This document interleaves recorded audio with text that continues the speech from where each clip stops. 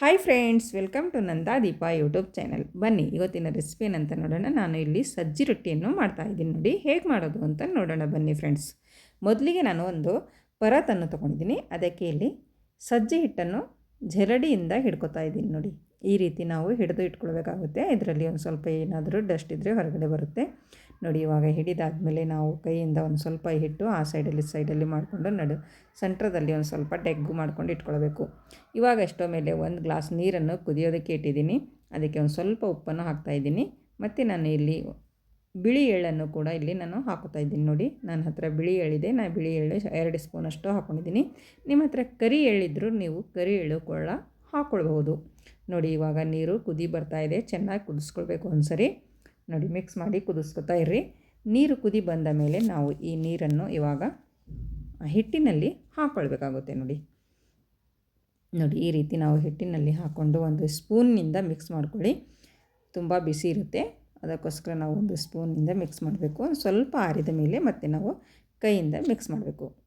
ನೋಡಿ ಈ ರೀತಿ ನಾವು ಮಿಕ್ಸ್ ಮಾಡಬೇಕು. ನೀರು ನೋಡಿಕೊಂಡು ಹಾಕ್ಕೊಂಡು ನಾವು ಹಿಟ್ಟನ್ನು ನಾದ್ಕೊಳ್ಬೇಕಾಗುತ್ತೆ. ನೋಡಿ ಈ ರೀತಿ ನಾನು ಮಿಕ್ಸ್ ಮಾಡಿ ಇಟ್ಕೊಂಡಿದ್ದೀನಿ. ಇವಾಗ ನಾನು ಇದನ್ನು ಒಂದು ಈ ಗ್ಯಾಸ್ ಕಟ್ಟೆ ಮೇಲೆ ಹಾಕ್ಕೊಂಡು ಚೆನ್ನಾಗಿ ನಾನು ಕೈಯಿಂದ ನಾದ್ಕೊತೀನಿ. ನೋಡಿ ಎಷ್ಟು ನೀರು ಬೇಕೋ ಅಷ್ಟು ನಾವು ನೋಡಿಕೊಂಡು ನಾದ್ಕೊಳ್ಬೇಕಾಗುತ್ತೆ. ಲೂಸ್ ಅನಿಸಿದರೆ ಒಂದು ಸ್ವಲ್ಪ ಪುಡಿ ಹಿಟ್ಟನ್ನು ಹಾಕ್ಕೊಂಡು ಮತ್ತು ನಾವು ಕೈಯಿಂದ ಚೆನ್ನಾಗಿ ನಾದ್ಕೊಳ್ಬೇಕು. ನೋಡಿ ನಾವು ಎಷ್ಟು ಚೆನ್ನಾಗಿ ನಾದ್ಕೊತೀವೋ ಅಷ್ಟು ಚೆನ್ನಾಗಿ ರೊಟ್ಟಿ ಬರುತ್ತವೆ. ನೋಡಿ ಈ ರೀತಿ ನಾವು ಕೈಯಿಂದ ಚೆನ್ನಾಗಿ ಎರಡೂ ಕೈಯಿಂದ ಚೆನ್ನಾಗಿ ನಾದ್ಕೊಂಡು ಇಟ್ಕೊಳ್ಬೇಕು. ನೋಡಿ ಈ ಹದಕ್ಕೆ ನಾವು ಹಿಟ್ಟನ್ನು ರೆಡಿ ಮಾಡ್ಕೊಂಡು ಇಟ್ಕೊಳ್ಬೇಕು. ನಾವು ಜೋಳದ ರೊಟ್ಟಿ ಮಾಡ್ತೀವಲ್ಲ ಅದೇ ರೀತಿ ಹಿಟ್ಟನ್ನು ರೆಡಿ ಮಾಡ್ಕೊಂಡು ಇಟ್ಕೊಳ್ಬೇಕಾಗುತ್ತೆ. ನೋಡಿ ಇವಾಗ ನಾದ್ಕೊಂಡಾಯಿತು. ಇವಾಗ ಹಿಟ್ಟನ್ನು ಒಂದು ಸೈಡಲ್ಲಿ ಇಟ್ಕೊಳ್ಳೋಣ. ಇವಾಗ ಇದರಲ್ಲಿ ಒಂದು ಸ್ವಲ್ಪ ಹಿಟ್ಟನ್ನು ತೊಗೊಂಡು ರೊಟ್ಟಿ ಮಾಡೋದಕ್ಕೆ ಎಷ್ಟು ಬೇಕೋ ಅಷ್ಟು ಹಿಟ್ಟನ್ನು ತೊಗೊಂಡು ಈ ರೀತಿ ರೌಂಡ್ ಮಾಡ್ಕೊಳ್ಬೇಕು. ನೋಡಿ ಇವಾಗ ನಾವು ಗ್ಯಾಸ್ ಕಟ್ಟಿ ಮೇಲೆ ಮಾಡ್ತಾಯಿದ್ದೀನಿ. ಒಂದು ಸ್ವಲ್ಪ ಪುಡಿ ಹಿಟ್ಟನ್ನು ಹಾಕ್ಕೊಂಡು ಇವಾಗ ರೊಟ್ಟಿಯನ್ನು ನಾನು ಬಡಿತಾ ಇದ್ದೀನಿ. ನೋಡಿ ನಾನು ಕೈಯಿಂದನೇ ರೊಟ್ಟಿ ಮಾಡ್ತಾಯಿದ್ದೀನಿ.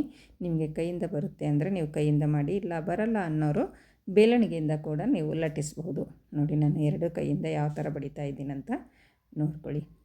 ನಾವು ಎಲ್ಲ ರೊಟ್ಟಿ ಕೈಯಿಂದನೇ ಮಾಡ್ತೀವಿ. ಜೋಳದ ರೊಟ್ಟಿ, ಸಜ್ಜಿ ರೊಟ್ಟಿ ಮತ್ತು ರಾಗಿ ರೊಟ್ಟಿ ಎಲ್ಲ ನಾವು ಕೈಯಿಂದನೇ ಮಾಡ್ತೀವಿ. ನೋಡಿ ಇವಾಗ ಎಷ್ಟೋ ಮೇಲೆ ಒಂದು ಹಂಚನ್ನು ಕೂಡ ಇಟ್ಟಿದ್ದೀನಿ. ಅದು ಚೆನ್ನಾಗಿ ಕಾಯ್ದಿದೆ. ಇವಾಗ ಈ ರೊಟ್ಟಿಯನ್ನು ಹಾಕ್ಕೊಂಡು ಈ ಸೈಡಲ್ಲೂ ತಿರುವಿ ಹಾಕಿದ್ದೀನಿ. ನೋಡಿ ಫ್ರೆಂಡ್ಸ್, ಇದೇ ರೀತಿ ನಾವು 2 ಸೈಡಲ್ಲಿ ಬೇಯಿಸ್ಕೊಳ್ಬೇಕಾಗುತ್ತೆ. ನೋಡಿ ಸೂಪರಾದ ನಮ್ಮ ಸಜ್ಜಿ ರೊಟ್ಟಿ ಅಂತೂ ರೆಡಿ ಆಯಿತು. ನೋಡಿ ನಾವು ಸಂಕ್ರಾಂತಿ ಹಬ್ಬಕ್ಕೆ ಸಜ್ಜಿ ರೊಟ್ಟಿ ಮತ್ತು ಬದನೆಕಾಯಿ ಪಲ್ಯ ಅಂತೂ ನಮ್ಮ ಉತ್ತರ ಕರ್ನಾಟಕದ ಮಂದಿ ಎಲ್ಲರಿಗೂ ತುಂಬ ಇಷ್ಟವಾಗುತ್ತದೆ. ನೋಡಿ ನಮ್ಮ ಸಜ್ಜಿ ರೊಟ್ಟಿ ರೆಡಿ ಆಯಿತು. ನೋಡಿ ಮತ್ತು ನಾನು ಇಲ್ಲಿ ಇನ್ನೊಂದು ರೊಟ್ಟಿ ಕೂಡ ಮಾಡಿ ತೋರಿಸ್ತಾ ಇದ್ದೀನಿ. ನೋಡಿ ಅದೇ ರೀತಿ ಒಂದು ಉಂಡೆಯನ್ನು ತಗೊಂಡು ಪುಡಿ ಹಿಟ್ಟನ್ನು ಹಚ್ಚಿ ಅದೇ ರೀತಿ ನಾನು ರೊಟ್ಟಿಯನ್ನು ತಟ್ತಾಯಿದ್ದೀನಿ. ನೋಡಿ ತುಂಬಾ ಸೂಪರಾದ ನಮ್ಮ ಸಜ್ಜಿ ರೊಟ್ಟಿ ನಮ್ಮ ಉತ್ತರ ಕರ್ನಾಟಕದ ಸಂಕ್ರಾಂತಿ ಹಬ್ಬಕ್ಕಂತೂ ಎಲ್ಲರೂ ಮಾಡ್ತಾರೆ. ನೋಡಿ ಫ್ರೆಂಡ್ಸ್, ಇದು ಕೂಡ ರೆಡಿ ಆಯಿತು. ಇದು ಕೂಡ ಹಂಚಿನ ಮೇಲೆ ಹಾಕೋತಾ ಇದ್ದೀನಿ. ನೋಡಿ ಇವಾಗ ಇದಕ್ಕೆ ಒಂದು ಸ್ವಲ್ಪ ನೀರು ಹಚ್ಕೊಳ್ಬೇಕಾಗುತ್ತೆ. ಮೊದಲಿನ ರೊಟ್ಟಿ ಕೂಡ ನಾನು ನೀರು ಹಚ್ಚಿದ್ದೀನಿ, ಆದರೆ ಅದು ಸ್ಕಿಪ್ ಆಗಿದೆ ನೀರು ಹಚ್ಚೋದು. ಎಲ್ಲ ರೊಟ್ಟಿಗೆ ನಾವು ನೀರು ಹಚ್ಕೊಂಡು ಸುಟ್ಕೊಳ್ಬೇಕಾಗುತ್ತೆ. ನೋಡಿ ಇದೇ ಥರ ನಾನು ಎಲ್ಲ ರೊಟ್ಟಿಯನ್ನು ಮಾಡಿ ಇಟ್ಕೊತಾ ಇದ್ದೀನಿ. ನನ್ನ ವಿಡಿಯೋ ಇಷ್ಟ ಆದರೆ ಒಂದು ಲೈಕ್ ಮಾಡಿ, ಶೇರ್ ಮಾಡಿ ಮತ್ತು ಕಮೆಂಟ್ ಮಾಡಿ ತಿಳಿಸಿ ಫ್ರೆಂಡ್ಸ್.